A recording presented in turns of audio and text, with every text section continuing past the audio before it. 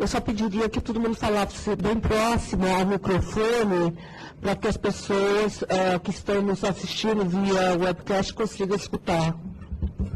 Por favor. Good morning. My name is Bill O'Brien. I'm the Chief Executive Officer of DirectEdge, and I'd like to thank the Chairwoman and the other directors of the CVM for the opportunity to present here today on what I believe is a historic day in the history of the Brazilian capital markets. I represent DirectEdge, which is not only one of the largest equities exchange operators in the United States, but in the world.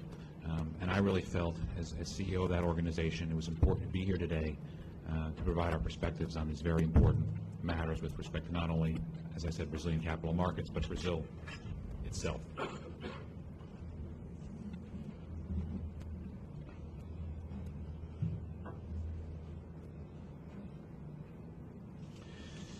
So my remarks today will really come in three steps. One will be to offer some overall conclusions about the Oxera report that was just reviewed in a 175-page document that tries to predict the future. It can be quite easy to find minor flaws or inaccuracies. I think I found a typo or two. But generally, we felt it was a very thoughtful and comprehensive and largely accurate analysis. But we'll share our thoughts there. But more importantly, I think for today's discussion is what comes next, what to do in the wake of this groundbreaking study. And in our view, the next steps for regulators and policymakers are clear. For competition to come effectively to the Brazilian capital markets, it should occur on the basis of trading platforms first, with access to a common CCP and CSD. And for that to happen in a way that is both responsible and efficient, that's going to require the mandating of a framework for access to CBLC, the existing CCP and CSD, for new exchanges.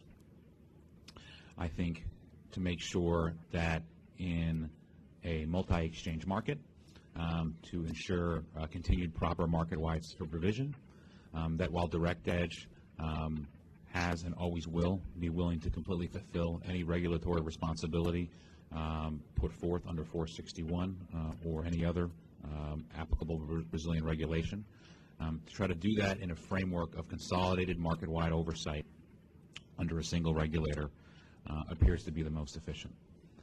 And for policymakers to send decisive messages about its intent for the future of the Brazilian market structure, I think will be important to promote dialogues and forums and discussions such as these to facilitate the transition not only for exchanges and for regulators, but for brokers, for institutional investors, and individual investors, frankly, as well, to understand what these changes can mean to them in achieving their financial objectives and in moving their life forward. I think you will hear a lot of feedback today about uncertainty. And even in the recitation of the Oxera report's findings and analyses, it says those uncertainties are inherent in an analysis such as this. And I think those uncertainties really dictate the appropriate approach to managing costs, where most of those uncertainties revolve around. And it really starts by giving clear guidance as early as possible in the process. It does not mean every single detail of how markets may operate in Brazil 5 or 10 years from now needs to be clearly articulated. But so long as market participants have clarity of the direction in which Brazilian market structure is going, they can start to appropriately plan in a way that avoids duplication of costs and inefficiencies.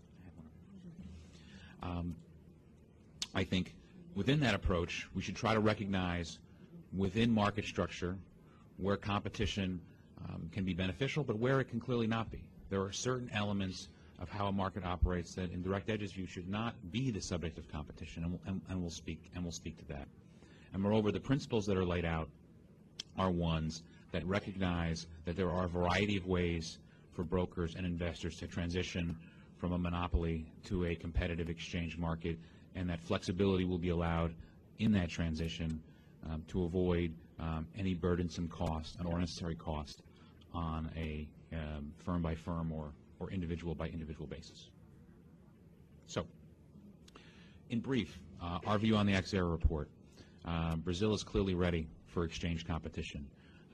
It is one of the largest capital markets in the world, and I think widely recognized as a global leader in terms of its regulatory infrastructure, its stability, and its liquidity.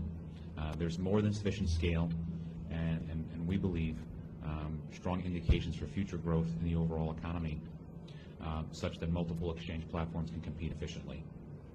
Moreover, the unique features of what makes Brazil different, better, special, are not impediments to that competition.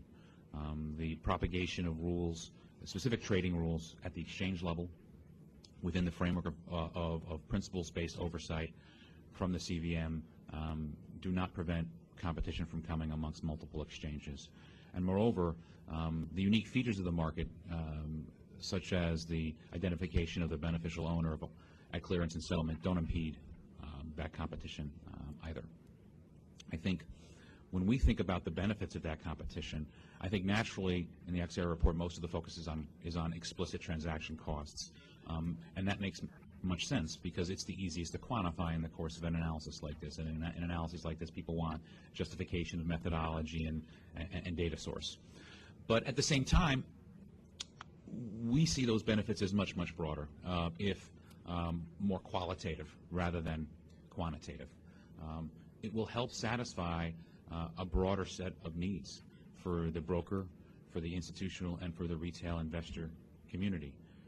Choice empowers the individual to seek the alternative that most clearly maps to their needs within participation in a common framework where their participation still inures to the mutual benefit of every other participant in the marketplace. Moreover, it provides stronger incentives to innovate and creates effectively a virtuous cycle of growth and innovation, not only in the capital markets, but I think in the overall economy as well. That can most explicitly be seen in the potential for increased liquidity and greater financing capability for Brazilian companies, especially where sufficient linkages between competing exchanges are set up initially. I think with respect to the CBA and the Axera report, I think it was fairly clear that the ultimate transition plan that's laid out is what will drive what the cost-benefit analysis ultimately is in reality, and not just in theory. I think that it was very clearly articulated that at least initially CCP and CSD competition would not be beneficial relative to the cost, and we completely agree with this. And moreover, I think it was clear that, at least to us, if duplication could be avoided, where economies of scale really do benefit the market, they should be preserved where possible. So as for the recommendations, again, we thought they were relatively sound. The introduction of price monitoring and benchmarking, where more regular and rigorous transparency is provided by the incumbent exchange, is an appropriate approach, but really only in the near term. I think even the study itself notes the potential flaws for an approach such as that in terms of their critique of the Rosenblatt study.